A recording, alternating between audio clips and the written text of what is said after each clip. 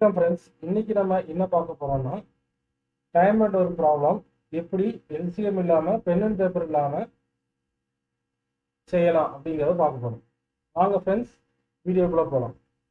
A takes 36 days more than B to complete the work. If both of them finish the work in 24 days, then how many days does B take to complete the work alone? B மட்டும் தனியா எவ்வளவு நாள்ல வேலையை முடிக்கும்? அதாவது A வந்து 36 நாள் பியோட அதிகமாக வேலை பார்த்தா ஒரு வேலையை முடிக்க முடியும். ரெண்டு பேரும் சேர்ந்து முடிச்சாங்கன்னா 24 நாள்ல முடிச்சிடலாம். ஆனா பி மட்டும் எவ்வளவு நாள் எடுக்கும் தனியா வேலை பார்க்கறது? இப்போ நம்ம இந்த கான்செப்ட் ஸ்ட்ரெயிட்டான கான்செப்ட் எப்படி போனோம்னா, முதல்ல ஏ என்ன செய்வோம், எக்ஸ் பிளஸ் 36ன்னு எழுதுவோம். பி என்னது, எக்ஸ் டேஸ். இப்போ டைம் அண்ட் ஒரு கான்செப்ட் படி ஃபார்முலா என்ன, A is time work is equal to AB by A plus B. இதான் டைம் அண்ட் ஒர்க் கான்செப்ட் படி உள்ள ஃபார்முலா. சரிங்களா? இப்போ ஏ எவ்வளோ வரும், x plus 36 into x by x plus 36 plus x is equal to 24. இப்படி solve பண்ணீங்கன்னா X கிடைக்கிற வேல்யூ தான் பியோட வேல்யூ. சரிங்களா? இது ரொம்ப நேரம் டைம் எடுக்கும். குவாட்ராட்டிக் ஈக்குவேஷன் போட்டு அதுக்கப்புறம் சால்வ் பண்ணுறதுக்கு ரொம்ப டைம் எடுக்கும். இப்போ ரெண்டு பேரும் சேர்ந்து எவ்வளோ வேலையை முடிக்காங்க, 24 நாளில் வேலையை முடிக்காங்க. ஸோ அதை ஸ்கொயர் பண்ணிக்கும்.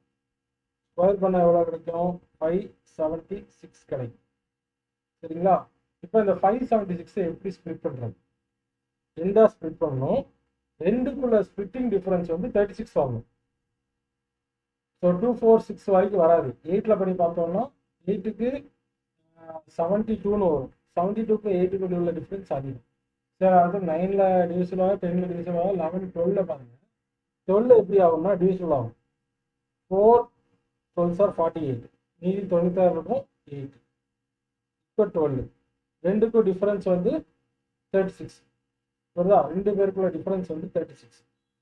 இப்போ அடுத்தாப்புல என்ன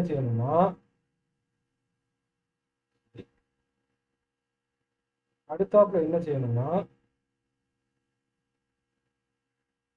ஏ வந்து 48ன்னு வச்சுக்கோங்க,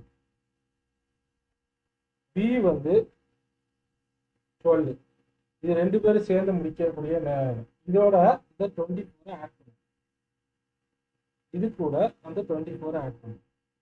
அப்போ ஏக்கு எவ்வளோ நாள் தனியாக வேலை பார்த்த முடியும், 72. பி எவ்வளோ நாள் தனியாக வேலை பார்த்த முடியும், 36. இப்போ பி எவ்வளோ நாளில் வேலையை முடிக்க முடியும்னா 36 நாளில் வேலையை முடியும்.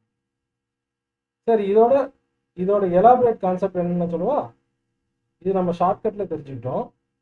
எலாபரேட் கான்செப்ட் எப்படின்னா, இப்போ ஏபி வந்து 24ன்னு வச்சுக்கோங்க. கரெக்டா?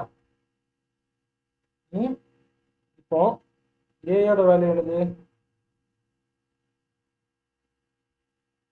X plus 24. பியோட வேல்யூ என்னது, எக்ஸ் பிளஸ் 24. அப்போ எக்ஸ் ஸ்கொயருங்கிறது ஏபியா வந்துருமா, அதான் 24 ஸ்கொயர். ஏபிங்கிறது D square. சரிங்களா? அதான் இந்த எக்ஸ் ஸ்கொயர். இதான் இந்த கான்செப்ட். சரிங்களா?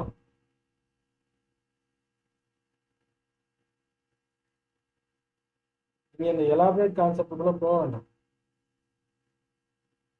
வெறுமனையா மொத்தம் ஒர்க் டன் டேஸ் எவ்வளோ கொடுத்துருப்பாங்க, 24 கொடுத்துருப்பாங்க. ரெண்டு பேரும் ஒருத்தரோட அதிகமாக இன்னொருத்தர் 1000 கொடுத்துருப்பாங்க. ரெண்டு பேரும் சேர்ந்து உள்ள இதை ஸ்கொயர் பண்ணி அதுக்குள்ள ரெண்டு ஃபேக்டரை கண்டுபிடிக்கும். ரெண்டு ஃபேக்டருக்குள்ள டிஃபரன்ஸும் கொடுத்துருப்பாங்க, அதான் 36 வரணும். அப்புறம் இந்த டிஃபரன்ஸ் இருக்குல்ல, இந்த ரெண்டு ஃபேக்டரையும் இந்த டேஸோட கூட்டிடும். இவ்வளோதான் மேட்ரு. சரிங்களா? நீங்கள் அந்த கான்செப்டுக்குள்ள போவாங்க. அதனால் திருப்பி ஏபியை நீங்கள் மல்டிப்ளை பண்ணி திருப்பி ஆட் பண்ணி அந்த டி ஸ்கொயருக்கு திருப்பி ஸ்கொயர் கண்டுபிடிச்சு அது லேட் ஆகும்.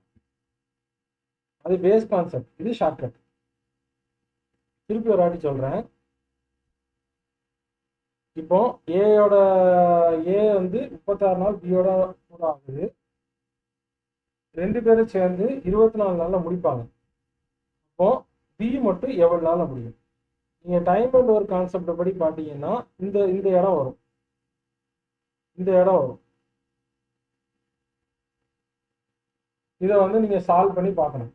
அது நேரம் எடுக்கும். அதுக்கு இந்த 4 ஸ்டெப்பில் முடிச்சிடலாம்.